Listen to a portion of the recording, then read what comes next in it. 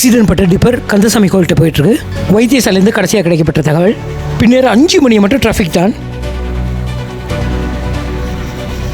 Police விசாரணை தீவிரமாக நடந்து கொண்டிருக்கு. முன்சல் ரெண்டும் கலந்து தொங்குது.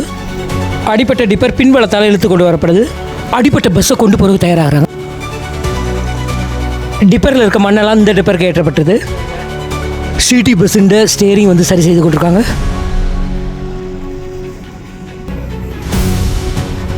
அடிப்பட்ட டிப்பர் திரும்பியும் கீழே வந்துட்டு.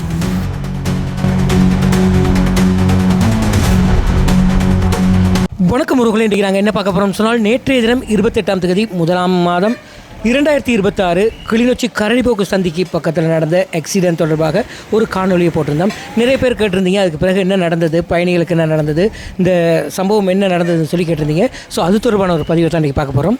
சம்பவம் தொடர்பாக பார்த்தோம்னு சொன்னால், யாழ்ப்பாணத்திலேருந்து வவுனியாவுக்கு போய் கொண்டிருந்த ஒரு அரச பேருந்து கிளிநொச்சி கரடிப்போக்கு சந்திக்கு பக்கத்தில் பார்த்தோம்னு சொன்னால், கிளிநொச்சி பக்கம் இருந்து யாழ்ப்பாணத்தை நோக்கி பயணித்து கொண்டிருந்த ஒரு மண் ஏற்றி கொண்டு சென்ற ஒரு டிப்பர் லொரியோடு ஏற்பட்ட விபத்து தான் நேற்று ஒரு பெரிய பரபரப்பாக பேசப்பட்ட ஒரு சம்பவமாக இருந்தது.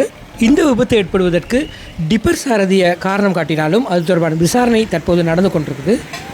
மேலும் பார்த்தோம்னு சொன்னால், விபத்து நடந்த பிறகு ஏறத்தாழ ஒரு 2-3 மணித்தியாலத்துக்கு பிறகு அந்த இடத்துக்கு வருகை தந்த இலங்கை அரச பேருந்து கிளிநொச்சி டிப்போ பொறியியல் பிரிவினர் இந்த இடத்துக்கு வந்து பார்த்திங்கன்னு சொன்னால், சேதமடைந்த பஸ்ஸின் பகுதிகளை எல்லாம் சரி செய்து கொண்டிருந்தாங்க. அண்மை காலத்தில் கிளிநொச்சியில் ஏற்பட்ட மிகப்பெரிய விபத்துக்களில் இதுவும் ஒன்றாக பதிவாகியிருக்குது. காலையில் 10:30 மணிக்கு ஏற்பட்ட இந்த விபத்து பின்னர் 5:30 மணிக்கு தான் இந்த இடத்த வந்து கிளியர் ஆகப்பட்டது. பஸ்ஸுன்ற டீசல் டேங்க் வந்து பார்த்திங்கன்னா உடைஞ்சி அதில் டீசல் வடிஞ்சு கொண்டிருக்கிறத பார்க்கக்கூடியதாக இருக்கும். பின்னர் 5-5:30 மணியை மட்டும் இந்த இடத்துல வாகன டிராஃபிக் தான் 2 பக்கமும் வாகனம் நின்று தான் ஓடிக்கொண்டிருந்தது. அதில் பார்த்திங்கன்னா முக்கியமாக காலையிலேருந்து பின்னேறத மட்டும் போலீஸார் வந்து கடமையில் ஈடுபட்டு, அதாவது நெரிசல் ஏற்பட்டிருந்தாலும் சரியாக சீர் செய்து கொண்டிருந்தாங்க.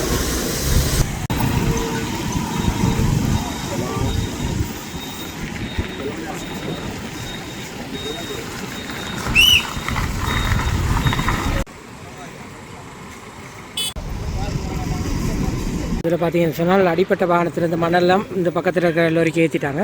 இதன் பிறகு இப்போ போலீஸார் சொல்கிறாருன்னு,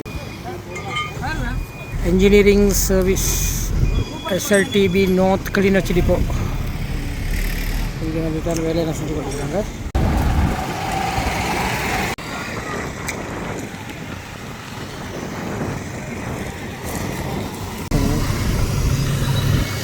ஏன் குளோவர்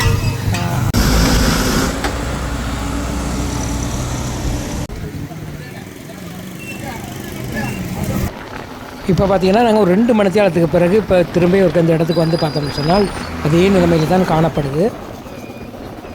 பாருங்கள், இங்கேருந்து இப்போ நாங்கள் பரந்தன் போகிற வழியில் போய் கொண்டிருக்கிறோம். அதே மாதிரி தான் காணப்படுது.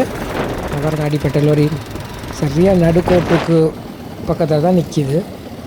திரும்ப ரிட்டர்ன் வந்து காட்டலாம். ஸோ இந்த இடத்துல இது ஒரு ரவுண்ட் அபவுட் மாதிரி மாறிட்டாங்க.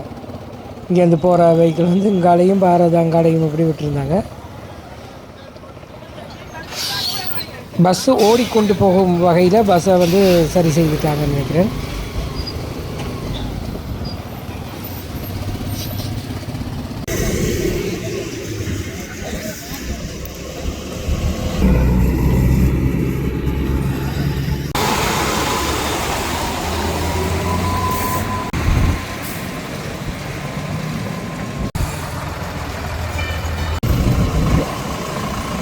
வாகன நெரிசலுக்கு மத்தியில் எல்லா வேலையும் நடந்து கொண்டிருக்குது. இன்னும் கொஞ்சம் நேரத்தில் இந்த இடத்துல பார்த்தீங்கன்னா 2 வாகனமே கிளியர் பண்ணுறதுக்கு ஏற்ற வாய்க்க வேலைகள் நடந்து கொண்டிருக்குது. ஓகே, இப்போ பார்த்தீங்கன்னு சொன்னால் பஸ் கட்டி இழுத்துட்டு போகிறதுக்கான ஏற்பாடுகள் நடந்து கொண்டிருக்குது. ஓகே, இப்போ பார்த்தீங்கன்னு சொன்னால் இந்த பஸ்ஸுன்ற 4 டயருமே ஒரு பக்கம் இழுபட்டுருந்தது. ஸோ இப்போ பார்த்தீங்கன்னு சொன்னால் எல்லாமே சரி செய்து கட்டி இழுத்துட்டு போகிறதுக்கான ஸ்டேட். ஓகே, பஸ்ஸோடு இணைக்க போகிறாங்க.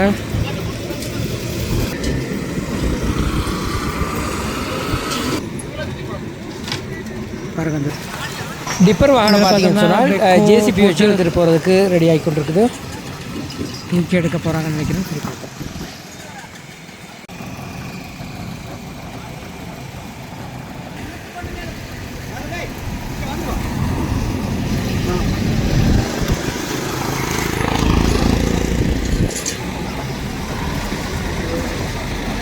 முகப்பு பகுதியில் இருக்க எல்லாம் கலட்டி எடுக்கிறாங்க.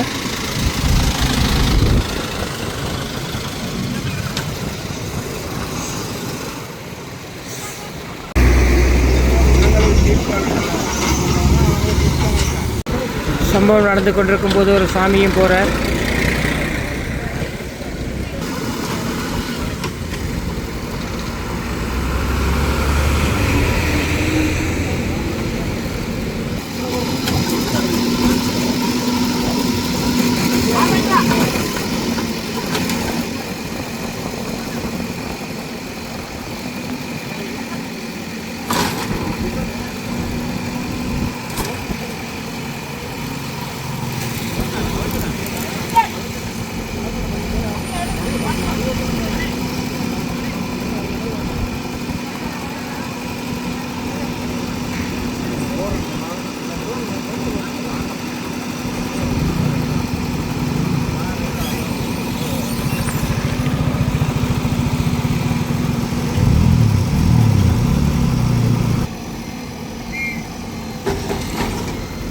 ஓகே, இப்போ இந்த இடத்துல பார்த்தீங்கன்னு சொன்னால் அங்கே பாருங்கள் கட்டி எப்படி தூக்கி கொண்டிருக்கிறாங்கன்னு.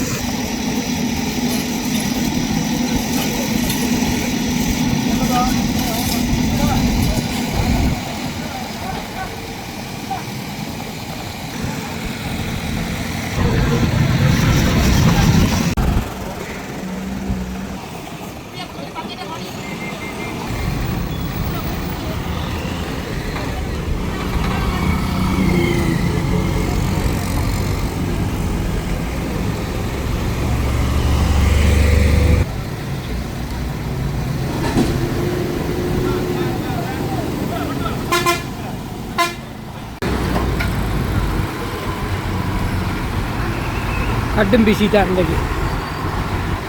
வாகனத்தை அப்புறப்படுத்த மட்டும் ஒரு டிராஃபிக் தான்.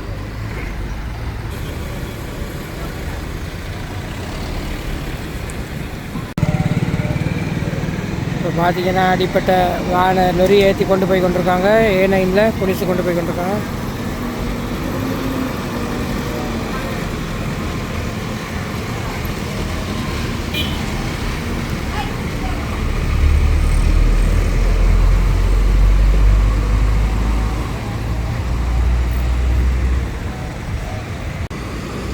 ஓகே, இப்போ பார்த்தீங்கன்னா காலையில் அடிப்பட்ட இந்த வாகனம் தற்போது கிளிநொச்சி போலீஸ் ஸ்டேஷனுக்கு போய் கொண்டிருக்குது. கந்தசாமி கோயிலுக்கு முன்னுக்கு நேராக முன்னுக்கு போய் கொண்டிருக்கு.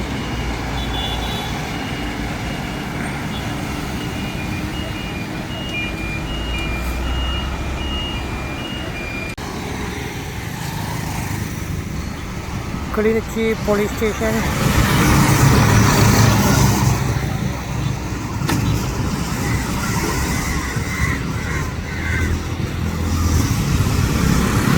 விபத்து தொடர்பாக இறுதியாக கிடைக்கப்பட்ட தகவல்களை நாங்கள் சொல்லி இந்த காணொலியை முடிக்கலாம் இருக்கிறோம். உண்மையில் பார்த்தீங்கன்னு சொன்னால் யாழ்ப்பாணத்திலிருந்து வவுனியா நோக்கி பயணித்த இலங்கை போக்குவரத்து சபைக்கு சொந்தமான பஸ் ஒன்று முருகண்டியிலிருந்து மணலேற்றி யாழ்ப்பாணம் நோக்கி சென்ற டிப்பர் வாகனத்துடன் கிளிநொச்சி கரடிபோக்கு சந்தியிலிருந்து ஒரு 100 மீட்டர் தொலைவில் இந்த சம்பவம் நடந்தது. இந்த விபத்து பார்த்தீங்கன்னு சொன்னால் இதில் 4 பேர் காயமடைந்திருக்கின்றார்கள். இதில் குறிப்பாக 2 சாரதிகளும் 2 பயணிகளும் என்று சொல்லப்படுது. காயமடைந்தவர்களை உடனடியாக கிளிநொச்சி மாவட்ட வைத்தியசாலைக்கு கொண்டு சென்றிருந்த போதிலும் அவர்களுக்கு எந்தவித பெரிய பாதிப்பு எதுவும் ஏற்படவில்லை என்பது ஒரு சந்தோஷமான விஷயம்.